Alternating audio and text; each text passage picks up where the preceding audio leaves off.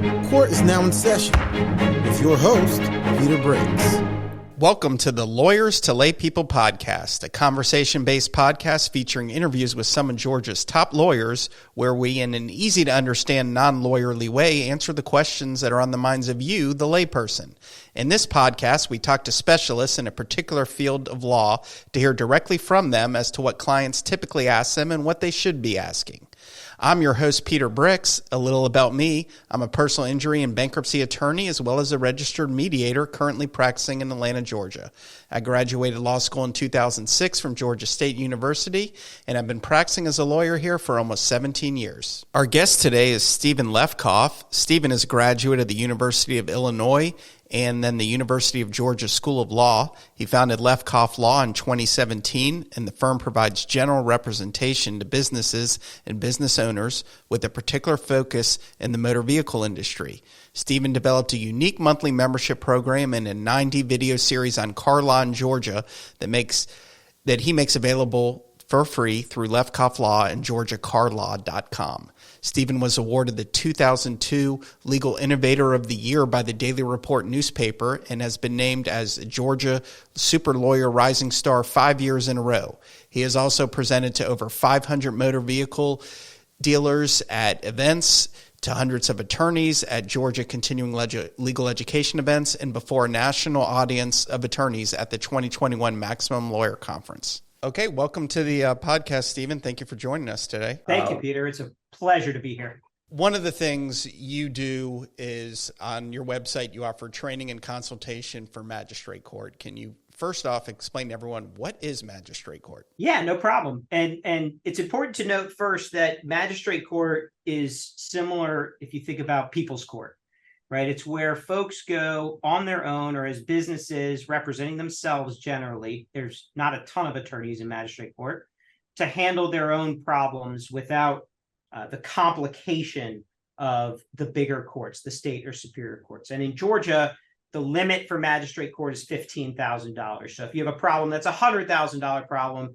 you would have to go to one of the bigger courts. But as long as you're under 15, you have the choice of going to Magistrate Court. And the training program you offer, is that really geared towards businesses as far as on the plaintiff side doing collection, or individuals in one-off cases? What is it really geared towards? So it's a great question. It's actually designed for all of it, for businesses in plaintiffs' collection matters, businesses in defense cases, and individuals on both sides of the aisle as well. We have found that for business owners and businesses, they tend to be in court more often. So the training's a little bit different as we're training employees to be able to represent the business in various cases versus the one-off, neighbor case or car problem that's a consumer case where somebody had an issue or that kind of stuff where they, let's say, loaned some money to a friend and never got paid back. Hopefully in those cases, it's the only time you'll ever be in court. And so in that case, we're not teaching for long-term court appearances. We're teaching for just this one case. Now, I'd imagine you're in Magistrate Court a decent bit. That probably what prompted you to come up with this concept, maybe things you observed personally watching other cases. Yeah, and that's exactly what happened. I was watching two pro se litigants, those two people that did not have an attorney, arguing their case. And the plaintiff's case should have taken about 5 minutes. And instead it took 2 hours to present the case. And it involved yelling, and it involved crying, and it involved finger pointing. And the judge got so frustrated and so frankly angry at the plaintiff that the judge ended up ruling against the plaintiff in the case. And I sat there thinking, oh my gosh, if this person only had a little bit of training, they could have walked out with a $6,000 judgment, because frankly, the plaintiff should have won the case. But the emotional piece and the presentation of the case was so poor that the judge got so frustrated and just ruled against the plaintiff. And I thought that this should not be the case. There shouldn't be a scenario where somebody truly doesn't know what to do and as a result loses. I know it happens, but I'm doing my best to try and solve that problem. And just explain to everyone exactly how long a magistrate court case typically goes, as well as what happens, how it gets started, and all the things that happen along the way. Sure. So a magistrate court case tends to be somewhere between 3 to 6 months long, generally. Different counties, it takes different amount of time, but it always starts with a lawsuit filed by a plaintiff. The plaintiff is the party that files the lawsuit. That could be an individual or a company, whoever it is that's suing the other side. The plaintiff files a lawsuit, and I recommend that all plaintiffs in magistrate court doing this themselves go to the court's clerk's office and uses the form that's prescribed by the Georgia Magistrate Council. They have a pretty simple form to fill out. I don't think a pro se party should be reinventing the wheel like us lawyers like to do. So go into the court clerk's office, fill out the form, pay the costs to file the lawsuit, and pay a service fee. In Georgia, we require personal service. That means actually the sheriff, marshal, or a private process server will go to the home or the business of the defendant, the person that's being sued or the business being sued, and actually hand them the lawsuit. And it's not as dramatic as the movies, you got served kind of thing, but it's the same idea that somebody is actually handing the lawsuit to the person that's being served, or in the case of the business or even a home, to a representative that meets all kinds of qualifications. Then the defendant, who has now been served, has usually 30 days to file an answer with the court. That's in a standard civil lawsuit. What I mean by that is where somebody is suing for money. Where you have an eviction case or a foreclosure case or other kind of weird cases, that 30 days may be much shorter. But generally, it's 30 days. If they file an answer in the 30 days, then the case gets set for trial. If they don't file an answer in the 30 days, they have an extra 15 days under Georgia law to file an answer and pay certain costs to the court clerk. If they do that, then the case gets set for trial. If they don't file an answer in those now 45 days, then the defendant is in default. And the basic definition, I guess, that I would give to a pro se person, to someone without an attorney, is it means that the defendant loses.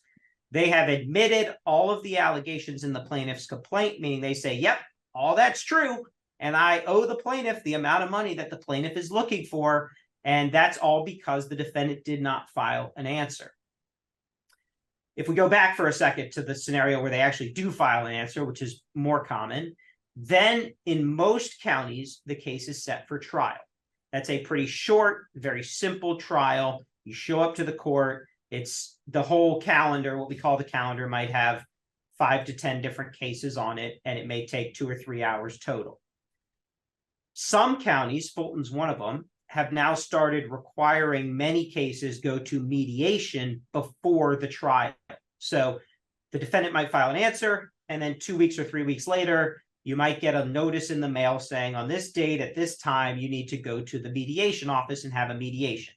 And then if the mediation is unsuccessful, meaning there's no settlement, then the case gets set for a trial. Where there is no mediation before, and I'll make this quick because I know this is really long-winded, but where there is no mediation before, on some date before, most of the time, the judge at the trial, on the trial date, will send the parties out into the hall to talk about their case and tell them things like, listen, you may not want me to make a decision because I choose a winner and a loser. And if you go and settle the case beforehand, you have a chance to both kind of be winners and both kind of be losers. You may not get everything you want, but you're going to get something. And that may be better than getting nothing if you let me decide the case. So I will tell you, I have filed some cases in magistrate court, and when I do that, sometimes I've been thinking, should it be in magistrate court or not, based off the amount of the case value, or do I want to get some discovery? Also, the fact it can be appealed. So why don't you just explain some of the pros and cons about bringing a case in magistrate court? Sure. Well, let's start with, if you want more than $15,000, you can't bring it in magistrate court. That is what we call the jurisdictional limit of the court. It's 15 grand. So if you have a case and you think you're entitled to 20 or 25 or 30 or more $1,000, then you shouldn't even start in magistrate court. There's a caveat I'll get to in a second on that, but that's to leave all your listeners hanging. But that's the initial bright line rule. If you're under 15,000, you actually have a choice. You don't have to go to magistrate court. You could file in state or even superior court if you want to. The benefits to being in magistrate court are, number one, it's much faster. So where I gave that timeline before, and you're looking at a 3 to 6 month time frame from when you filed the lawsuit to when you've had the trial, If you're in state or superior court, you have 6 months of discovery where you're not even close to trial yet. You haven't gone through motions. You haven't done anything. You have a pure 6-month period to gather information and gather documents. You don't get that in magistrate court. There's a good and a bad. The good is you're moving quickly to get your case resolved. The bad is you might actually want to go through discovery. You might want to try and get documents and information from the other side, and you don't normally have the right to do that in magistrate court. Now that's one piece. The other is that it's a lot easier to handle your case. Remember when I said a while ago that you would walk into the court clerk's office and get the form for a complaint? The magistrate court clerk's office have many, many more forms available to you to get done what you want to get done.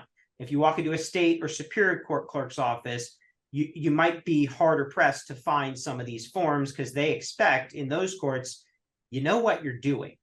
So that's really kind of those are the biggest differences. It's also, if you have an attorney, it's more expensive to be in state or superior court versus magistrate court. And a lot of that is because of the speed and the discovery. So your attorney's fees are way, way less in small claims than they are in the bigger courts. Now, back to that initial thing I said before about the $15,000 limit. You might have a $20,000 case that you could still file in magistrate court if you are voluntarily willing to accept 15 or less. You do not have to go for your full 20,000 in the 20,000 case. You can choose to go for 15. So keep that in mind if you decide, hey, I do want to be cheaper, I do want to be faster, and I do want to be more efficient. Yeah, those are all great points. I actually have had one case before that was just over 15,000 that for some of the reasons you cited, I did bring in magistrate court. Now, I used to do a lot of bankruptcy work, and I'd kind of be amazed sometimes at the default judgments I would see, as well as sometimes clients coming to me and telling me that, I got served and I called the plaintiff or plaintiff lawyer, and I just thought that resolved it. They didn't file an answer even though they got served. What are some of the common mistakes you see, and what's kind of the most important thing you should know as a defendant if you get served with a lawsuit? So what you just said is probably the most common because you don't know what to do. And it's more common, believe it or not, I've seen with business owners than it is with individuals. A lot of business owners, a manager gets this thing in the mail, they put it in a drawer, they put it on a stack somewhere, and then it sits on the desk. And then 6 months later, they get an order or a judgment because they've lost. And they're like, what is this? Where did this come from? And then they go through that stack of mail that's been sitting in the corner of the desk for 6 months, and they find the lawsuit. So I do see that a lot. Another thing I see, and this actually happened about 3 weeks ago or so, we won a case because of this, was somebody appears late at court. Okay, it's very important. This is like court 101, I would say, and us lawyers, we know about this, but a lot of pro se litigants don't. If court is at 9 o'clock, you got to be there by 9 o'clock, right? Like I would tell you to be there by 8:45 to make sure. And Atlanta traffic is insanity. So plan to be there at 8:30 even so that you're there by 9, right? So many times I see people show up at 9:05, 9:10, 9:30. I've seen someone show up at 10 o'clock for a case that was called at 9 o'clock. Some judges will give an extra 15 minutes, let's say, because they know traffic stinks in Atlanta. And they'll say, look, I'm gonna call the calendar now. It's 9 o'clock. Nobody's there. They say, well, okay, I'm going to call it again at 9:15. And if they're still not here, then they lose. But I'm going to give them a little bit of grace period. There are other judges, though, and this was the one I was in about a month ago, where it was 9:03. The calendar was called at 9:04. She said, my case. I said, Your Honor, I'm here for the defendant. She said, is the plaintiff present in the court? I looked around, didn't see the plaintiff. She didn't either. And nobody stood up and said, here. And she said, okay, Mr. Lefkoff, what would you like me to do? And I said, Judge, I'd like you to dismiss the plaintiff's case because plaintiff is not here. And at 9:05, she said, not a problem. Case dismissed. Mr. Lefkoff, have a great day. And I was out of court at 9:06. That person might have showed up at 9:10. I have no idea. but by that point, their case was already lost. So just a little fun story for your listeners that hammers home that point of make sure, I mean, it's simple stuff, but make sure you're on time. And to that point, at least from my experience, they like to call the cases with attorneys towards the front, whereas if it's two pro se litigants, they push those to the back. So if in your case, that person was unrepresented, but they were facing your party, which you were representing, that's why you got, called right away, and that contributed to it. So you mentioned earlier about the mediation process when you show up in court. Can you just briefly explain in a little more detail, like what is mediation is it pretty much required now in every county before you go to trial? So it's a really good question. And there's two, I call them formal and informal mediation. And that's not, I don't know if that's what the courts call it or not, but there are two different kinds of mediation. A formal mediation, I think of as the kind with a mediator. You have somebody who's there, who is an impartial third party that's going to listen to both sides and I tell my clients, try to convince you you're wrong, right? That's what I think the mediator's real job is, to try and convince everyone they're wrong, to freak them out and think they're going to lose. So they come to a settlement. But I would imagine any mediator listening to this is now cursing my name. But the reality is the mediator's job is to try and listen to both sides and think, okay, here's what I think the judge might do. Here's where there are holes in your case. And here's why I think you should consider their offer. And we'll then bounce offers back and forth, right? How much are you willing to pay? How much do you require? How much money will you accept, right? What is the remedy? And one of the nice things about mediation, unlike being in trial, is you can get remedies that do not involve money, okay? Like, I want that piece of property back. Or how about I give you this instead of money because I don't have the money, right? No judge can make you do that in magistrate court. All they can do is issue a sheet of paper that has a money amount on it. So that's a side benefit of mediation. Informal mediation, though, is a little bit different. A lot of times the judges will just tell the parties to go outside in the hall and talk about your case. There's no mediator. There's no separate rooms. There's no bouncing back and forth of a third party impartial person giving, everybody their opinions and thoughts on the case. There's just two parties out in the hall talking. Excuse me. And that's a more informal process. It usually takes way less time. And that's normally what most counties require. Transition a little bit to your work as a car dealer, representing car dealers.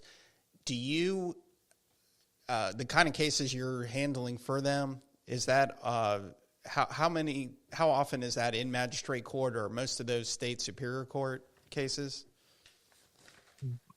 The majority of them are in magistrate court. Most car cases that I come across, at least in my firm, are filed by consumers individually. They feel like they've been wronged. They're unhappy about the condition of a car. There was a disclosure issue, or there was a problem when they went to try and trade it in, and they want to get their day in court and they want to get money back from the dealer. And it makes sense because in a lot of these cases, the financials don't make sense for an attorney to take on as the plaintiff's attorney, right? How are you going to get paid when the whole claim is $6,000? How much is the attorney actually going to get paid to take that case? So they don't, right? You see billboard lawyers, the billboards say $3 million, $4 million, $10 million. That doesn't make any sense. And that's not what happens in smaller car cases. So you don't have the attorney representation that you normally would. And that's why many of them are in small claims court. So on your website, you have a service called The Driveway. Tell us exactly what that's about, how that works. All right. So I don't know if the listeners have video or only audio. I know we're on video right now, but I have the biggest grin on my face when you say that, because it's my third child. I have two kids at home. Child number 3 is The Driveway. Let's call it that. So the Driveway is our monthly legal membership program for car companies. It's specifically for dealers, finance providers, repair companies, repo, auction, and even manufacturers. We designed it to provide extra benefits to those companies because they're really our firm's bread and butter, and to help control their monthly spend on legal services. It's a once a month credit card billed auto bill program that provides in different tiers. There are 3 tiers, but there's legal hours, there's Zoom office hours, there's webinars, there's news updates, there's 90 videos on car law in Georgia. There's over 50 different forms and contracts that they could generate just by clicking a button 24/7. So let's say a dealer has an irate customer on a Saturday afternoon and can't get a hold of us, but they've resolved the case. They can go into their portal, press one button, and create a settlement agreement in a car case that they can have the customer sign without having to worry, okay, am I protected? Am I not protected? That kind of stuff.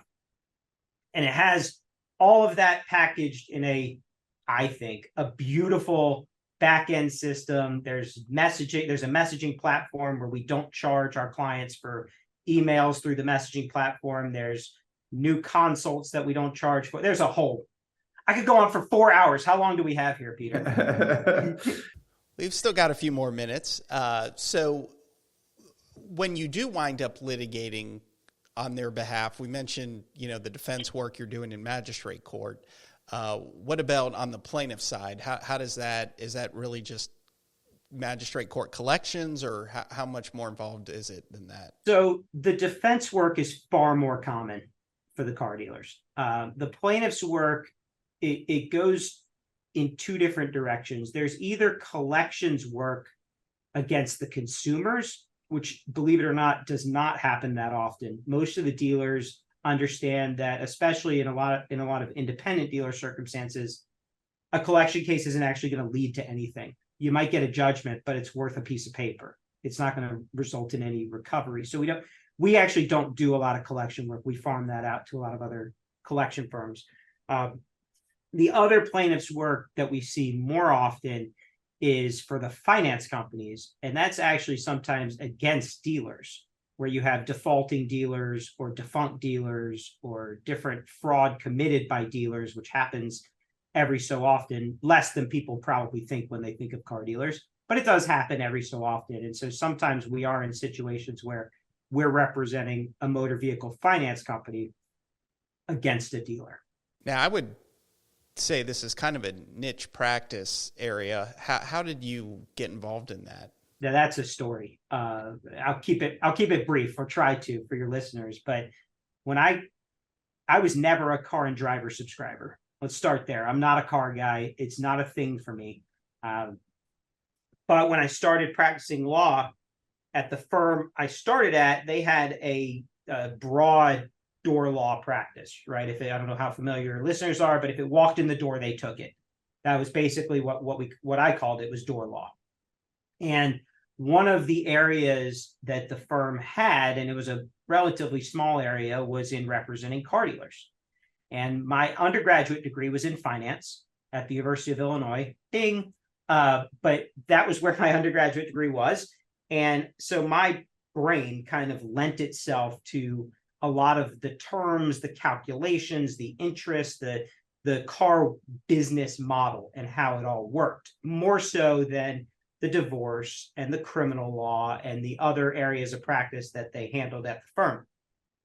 So I started growing that practice and really focusing on it. And in 2017, when I started my own practice, I was fortunate that a number of those clients came with me. And I kind of went to the drawing board and said, oh, this is kind of cool. How can I make a name for myself, not in a practice area, right, which is what most attorneys do, right? I'm a bankruptcy attorney. I'm a personal injury attorney. I'm a criminal defense attorney. Not exactly in that way, but more so that in a business niche attorney. These are the kinds of clients I represent rather than the type of work I do. Does that make sense? Certainly does. So when you are litigating, how often are you going up against someone who's pro se versus represented by an attorney? I would say, and I don't know exact statistics, but it's probably 60-40, that maybe 60% of the cases are pro se and 40% are attorney driven. Those 40% attorney driven cases are 90% of my work, though, if that makes sense. The pro se cases are fairly straightforward. perfect sense to me. That was actually leading into my next question, which was, as an attorney, would you rather be dealing with someone who's pro se, or would you rather be dealing with an opposing counsel? I tell people all the time, I hope the other side gets an attorney. And it's not because I want to do more work or bill the client more or any of the thoughts that someone might have listening to that, but it's because attorneys know the rules and they know what the law is. And when I am working on a case, and they know the risks. And so when I'm working on a case and there's an attorney on the other side, we can have a legitimate and realistic conversation about the law, about the facts of what happened, and about what the risk is between the two clients to see if there is an opportunity for resolution, or to set the case up for trial in a way that's fair for both parties. And you sometimes don't have that opportunity against a pro se litigant because it's a much more emotionally driven case for that person. They feel like they've been wronged. They want their day in court. They don't know or care to know what the law really is. And they think they're right, no matter what. And that can sometimes be very challenging. Well, that was a great discussion. I want to thank our guest, Steven Lefkoff of Lefkoff Law, for joining us on this podcast. And I want to thank you for listening. You can find Steven at lefkofflaw.com. That's LEFKOFFLAW.com. And he also has a website, georgiacarlaw.com.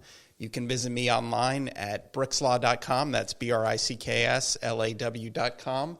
You can also rate, review us wherever you get your podcasts, Apple Podcasts, Stitcher, Spotify, Google Play, or wherever. All of our contact information can be found at the link below. And for more details, you can personally email me at peter@brickslaw.com.